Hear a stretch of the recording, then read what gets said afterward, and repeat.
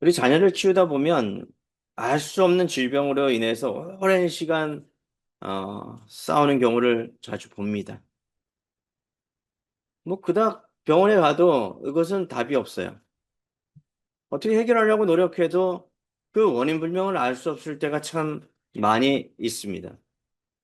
불치의 병이라고 진단받을 수도 있지만 의사들은 알 수 없다 이런 진단을 내릴 때가 참 많지요. 그러면 처방을 받고 나서 그 원인을 찾으려고 매우 애를 씁니다. 그 원인이 과연 무엇이지? 뭐 때문에 이런 일이 일어났지? 라고 생각을 합니다. 내가 과거에 무슨 어? 태중에 아이가 있을 때 태교를 잘못했나? 아니면 우리 가정에 무슨 가족력이 이런 일이 있어가지고 아이가 그런가? 아니면 우리 아이의 죄 때문인가? 부모의 죄 때문인가? 이런 고민을 할 때가 있습니다. 그렇지 않습니까? 그런데 더 중요한 거는 치료의 방법을 찾는 것이 더 중요하죠. 빨리 치료를 해서 이 아이가 원래대로 정상적인 그러한 삶을 영위할 수 있도록 도와주는 것이 더 중요하다는 말입니다. 그렇지 않습니까? 자, 치료 방법을 찾는 것이 더 빠르다는 것입니다. 시간이 지나고 아이들이 성장되어지고 어른이 되면 자연스레 병이 치유되는 것을 볼 수가 있습니다. 그렇지 않습니까? 그렇지 않은 경우도 있지만 대부분 자연스럽게 그 병이 치유돼요. 뭐 예를 들면 알러지나 비염이나 또 여러 가지 뭐 불치병 이런 것들이 자연스럽게 치료되는 경우를 볼 수가 있죠. 사랑하는 성도 여러분, 우리 인생 가운데서도 이렇게 이해할 수 없는 일들이 참 많아요. 그거를 일일이 다 원인을 밝히고 설명을 하자면 그 원인을 밝히고 설명하는 데 시간을 소비할 것입니다. 또는 어떤 사람은 건강하게 살다가 갑자기 병에 걸리는 경우도 있습니다. 제가 아는 분은 남편과 아내 두 분 다 암에 걸리셨어요. 그동안 열심히 일을 해서 돈을 많이 벌어 놓은가 봐요. 근데 암이 걸리니까 이제 얼마 살지 못하는 것을 본인들이 알게 됩니다. 아, 이것이 아니구나. 더 중요한 것은 이제 평생 동안 벌었던 그 돈을 이제 우리 사랑하는 아내와 남편을 위해 써야 되겠다 하면서 여행을 다니시는 분도 있습니다. 참 다양한 삶을 살아가는 분들이 많지요. 그죠? 어떤 사람은 태어날 때부터 어려운 환경 속에 살아가는 사람이 있어요. 태어나 보니까 지질이 가난한 그런 상황 속에 처해 되어 있습니다. 또 부모를 만나니까 부모가 장애가 있는 부모도 있어요. 또 부모가 없는 부모도 있죠. 그거 어떻게 내 환경을 내가 바꿀 수가 있어요? 태어나 보니까 그런데. 오늘 본문을 보니까 태어나 보니까 뭐예요? 맹인이에요. 앞을 볼 수가 없습니다. 이거 어떻게 설명할 거예요? 왜 나에게 이런 일이 일어났습니까? 내가 뭐 잘못했습니까? 누구의 책임입니까? 라고 물어볼 수 있잖아요. 근데 그 원인을 밝히자면 시간이 그냥 허비되어지는 것이에요. 자, 오늘 본문 바로 그런 상황 속에 있습니다. 1절입니다. 예수께서 길을 가실 때에 날 때부터 맹인된 사람을 보신지라. 날 때부터 맹인된 사람이에요. 부모의 마음은 얼마나 찢어지겠으며 본인은 얼마나 불편하고 가슴이 아프겠습니까? 그렇지 않겠습니까? 예수님께서 길을 지날 때 맹인된 사람을 만나십니다. 만나 주신 거죠. 우물가의 여인을 만나 주신 거죠. 태양빛에 예수님께서 그 여인을 만나 주셨잖아요. 죄 많은 여인을 만나 주셨습니다. 병든 이 사람을 만나 주셨습니다. 예수님은 우리를 찾아오셨습니다. 그리고 믿음을 선물로 주셨죠. 그런데 제자들이 질문을 합니다. 2절이에요. 제자들이 물어 이르되 랍비여 이 사람이 맹인으로 난 것이 누구의 죄로 인함이니까? 그러면서 물어봅니다. 자기의 죄입니까? 그의 부모의 죄입니까? 자, 제자들은 자기의 죄입니까? 부모의 죄입니까? 하면서 정의를 하죠. 이 병이 그의 죄입니까? 아니면 그 부모의 죄입니까? 다른 것에 여지를 두지 않습니다.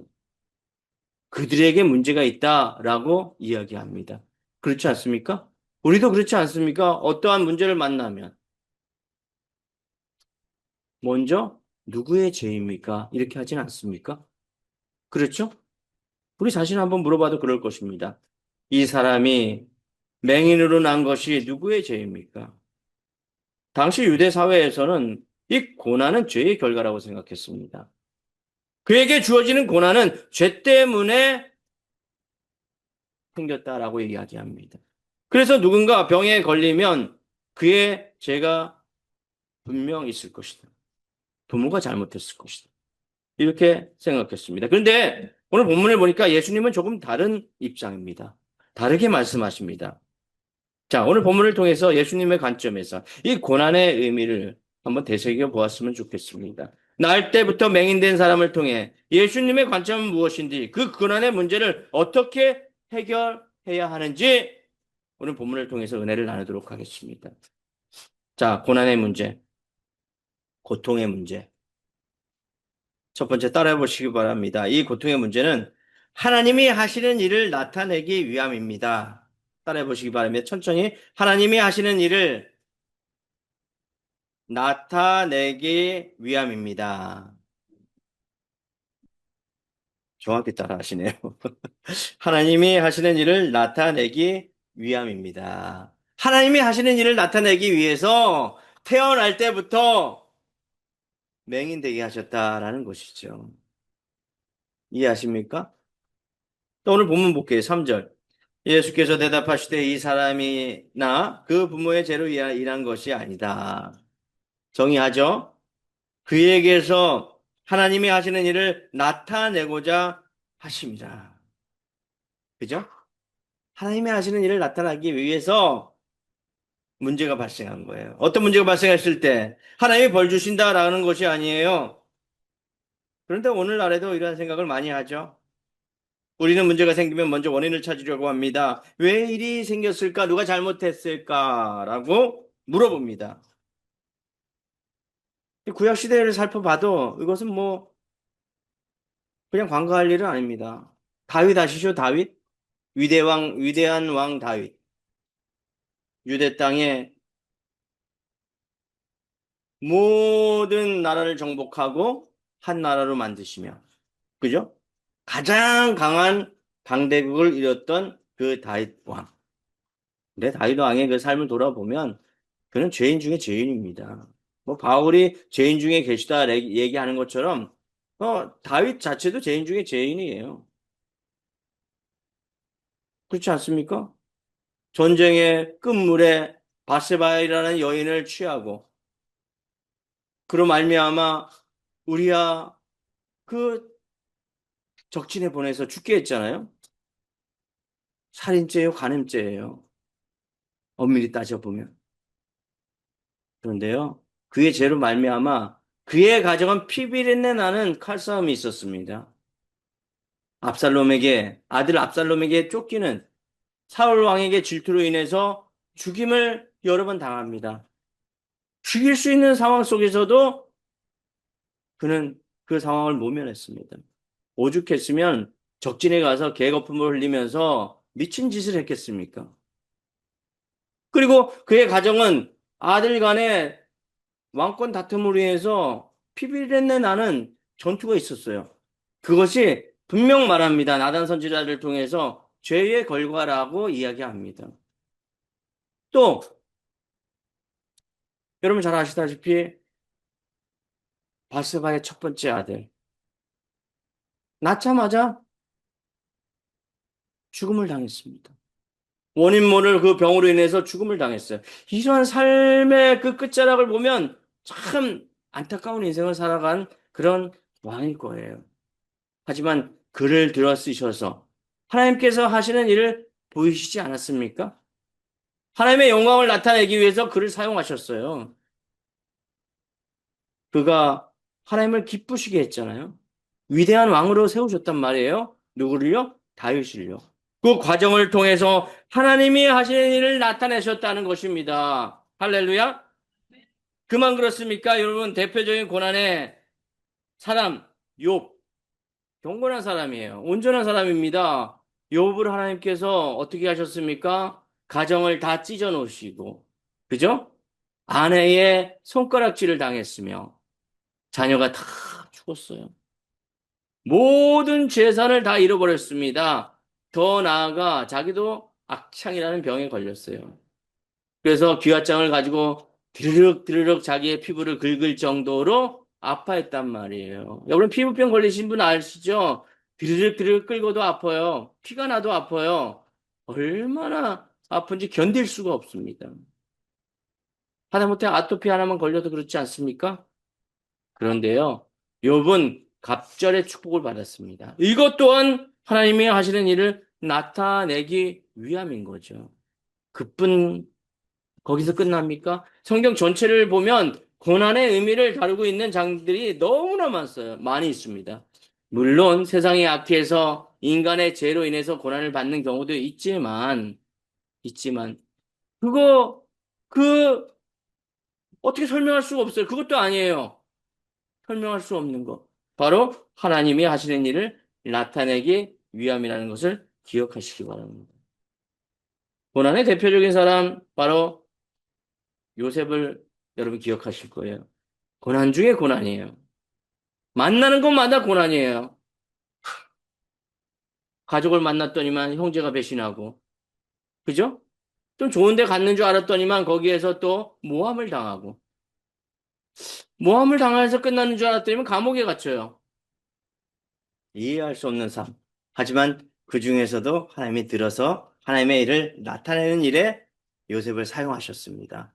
여러분들이 그런 인생을 살아가시기 바랍니다. 고난을 만났을 때 그 고난이 그냥 원망으로 이어지는 것이 아니라 하나님 고난 주셨지요. 감사합니다. 주님의 선물로 생각하고. 그죠? 마더 테레사가 그랬잖아요.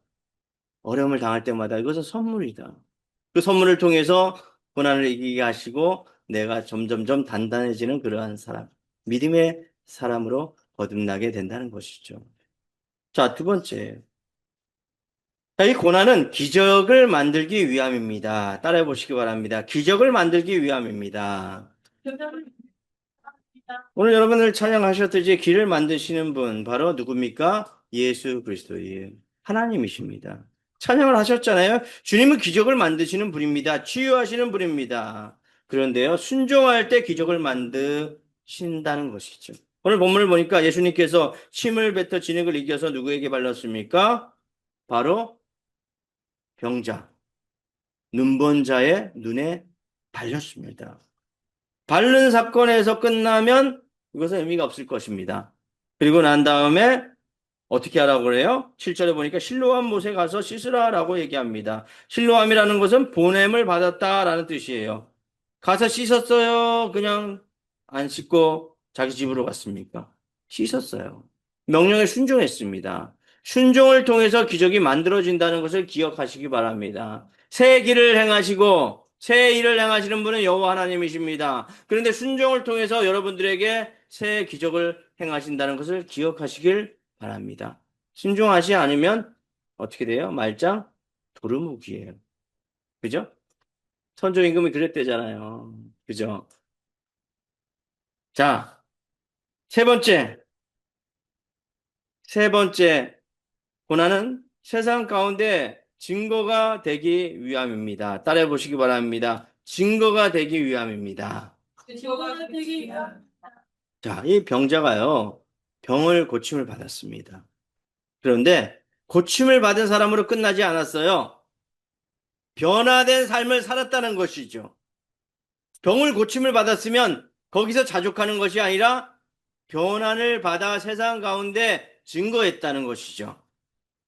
자기가 치유받은 것, 세상 사람들에게 증거하시기 바랍니다.